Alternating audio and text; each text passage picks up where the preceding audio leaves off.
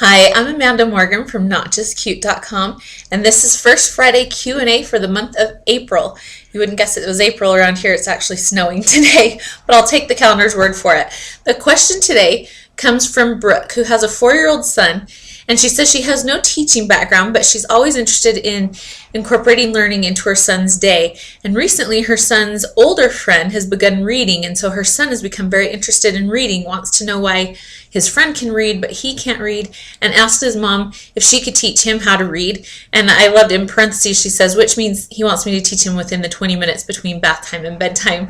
So she's looking for ways, how do I help my son learn how to read? And I think this is a great question, because I think there are a lot of moms, I've had a lot of friends express the same thing, saying, I'm not a teacher, I didn't study education, I studied something else, I don't know how to teach reading. What am I supposed to do with my child who wants to learn how to read?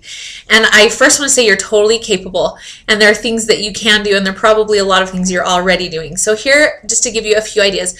First of all, one of the most important things to do is to create a culture of literacy, and that's something I've written about, I'll link to. But when your child sees you read a lot, when you have books around, when you read out loud to your child, when you point out words and talk about meaning and play with words and sounds and have discussions, which incorporates oral language skills, which will build reading as well, all of those things that you probably do just naturally are actually feeding your child's reading ability and development. So that's one of the first things you can keep in mind. Next, there are phases or elements of teaching emergent literacy, which is very much where your son is, where he's 4 years old. I don't think that's a great time to put in a real structured reading program. I personally don't agree with that at this young age, but he's expressing an interest in reading, and so I also don't believe in keeping it away from them just because they're 4. So when we look at emergent literacy and emergent readers, which is where your son is, it's emerging, he's interested, he wants to do it, and that's often a sign that they're ready to take more in. There are some things to keep in mind. So I'll link here, I wrote about emergent literacy in a series of posts at least a year or so ago, so I'll put those links here. And emergent literacy, the aspects or elements that I write about are alphabet awareness, so understanding letters, recognizing them as letters and connecting sounds to them. There's also phonological awareness, that's recognizing sounds and separating and joining and manipulating sounds, and that's a completely oral task, oral and aural, what you hear and what you say, and doesn't have anything directly to do with what's written, but eventually those come together, and that's part of what helps them understand words and sound things out. There's also an element of writing, so there's some writing activities you can do when you write in front of your child or write with them or when they dictate to you and you write it down, making those connections with writing, and also building fine motor skills that will ultimately help with writing. There's oral language, which I mentioned before, just having conversations, talking about things a lot, building vocabulary, that will also help with reading. And then concepts of print, so understanding how to hold a book, how to turn pages, which direction we turn the pages, which direction the words go, recognizing a group of letters as words. All those, there are many different elements that come together to create this understanding of concepts of print, what makes printed words words, and how those turn into the words that we read and the stories that they create. So with each of those elements, those are all included in the links I'll have down below about emergent literacy, and I'll also link a few activities to give you an idea of things that you can do to help build those individual skills.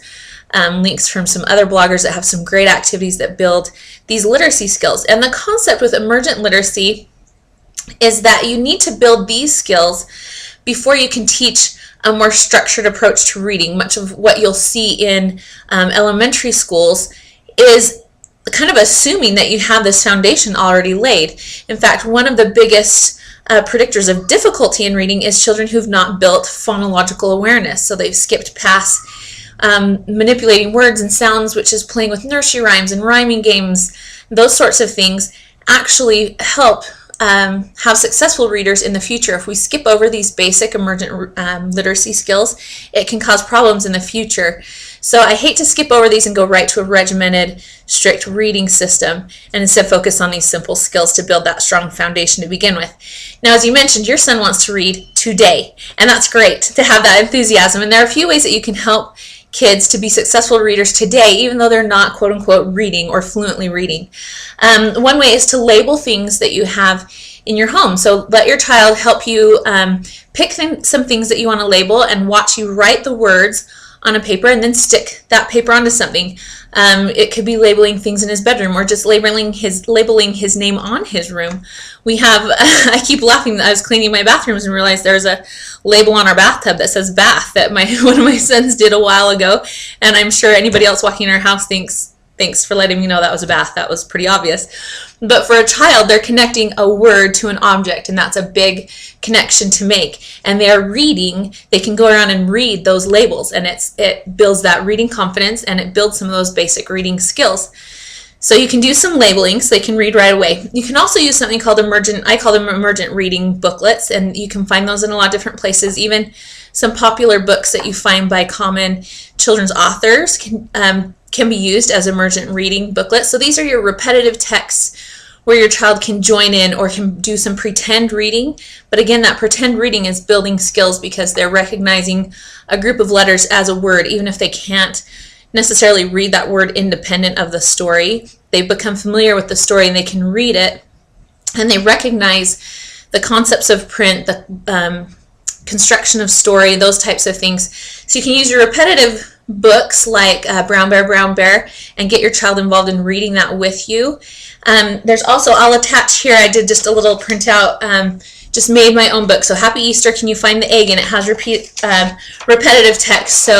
And it also lets your child build the story with you so they get some ownership in that also. So where is the green one?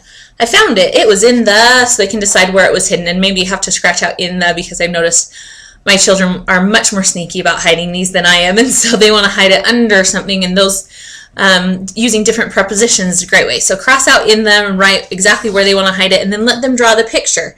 And it repeats the same text going along. Where is and it just changes the color. So these are great books to use for young children because, again, at your lowest level, they're at least learning to turn the pages and that there is a print that will tell the story.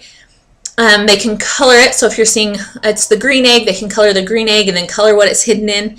They can take a part and ownership in that story. And as they're developing skills, some children will start recognizing some sight words like where or I. And so depending on where your child's level is, you can use these types of books to incorporate whatever skill they're ready to catch in that moment. So I'll attach this book, and you can use that as a fun activity this weekend. But you can also make your own stories like that. So choose a theme and make a repetitive text and let your child take part in creating that story and following that pattern and filling in the blanks. And you can print out your own story. When your child helps create the story, they can read it immediately. So that's just a few ways that you can help your child read today and how you can build those emergent reading skills that are so important for building good, strong readers. So I hope that was helpful for you, Brooke, and for some of you others who are watching and listening today. So if you have some other tips or links to great activities or resources, please comment in the comment section and add those for Brooke or for any other parents who are looking for great ways to make learning a part of their everyday activity with their preschoolers.